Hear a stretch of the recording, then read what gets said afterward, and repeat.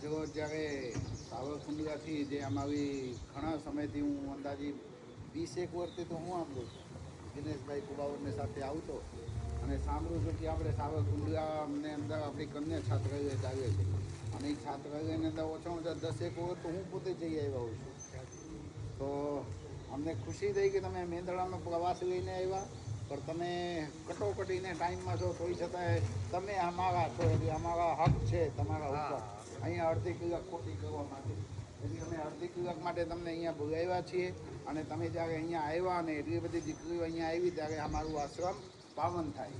કારણ કે આશ્રમની અંદર ઘણા બધા લોકો આવતા હોય પણ જ્યારે આપણા ઘરના કોઈ વ્યક્તિ આવે ને ત્યારે વિશેષ આમ ખુશી થતી હોય. ઘણી બધી આમ દીકરીઓનો પ્રવાસ આવ્યું પણ આજે જ્યારે અમારા રામાનંદી સાધુ સમાજની દીકરીનો પ્રવાસ આવ્યો ત્યારે અમને ખુશી છે.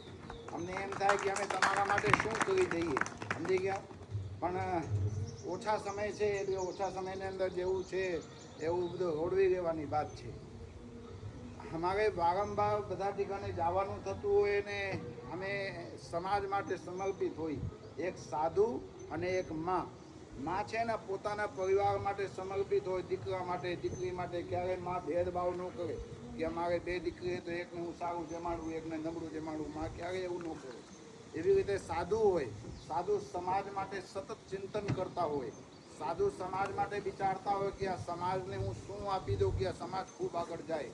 અને એ સમાજ પછી એ સાધુને ન સમજી શકતા હોય. જેવી રીતે બાળકો માને ન સમજી શકે એવી રીતે સમાજ સાધુને ન સમજી શકતા હોય.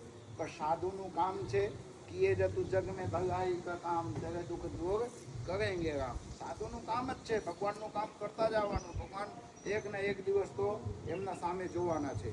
અને આજે જ્યારે પ્રવાસ છે, પ્રવાસ દરમિયાન તમે બધા જૂનાગઢથી સોમનાથ બાજુ જતા હો અને રસ્તામાં અમારું આશ્રમ આવ્યું હોય અને એમાં તમને 10-5 મિનિટ માટે લઈ આવવામાં આવ્યું હોય અને ત્યારે અમે અમારી ખુશીની અનુભૂતિ તમને બતાવીએ છીએ.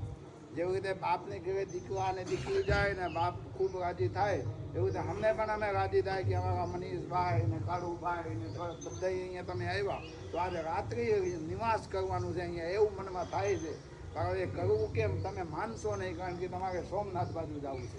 બાકી અમારે તમને રાત્રિવાસ કરીને વનભોજન સાંજે જમાડવાનું છે અને પછી કઈ તે સિંહ દેખાડવા લઈ જવું છે, સમજી ગયા. અને સિંહ તમને એવી રીતે તમે દેખાડી નાખી છૂટા સિંહ તમે જોતા હો અને બધાને આંખના મોતિયા વહી જાય, જેના નંબર ચડી ગયા હોય એના નંબર ઉતરી જાય.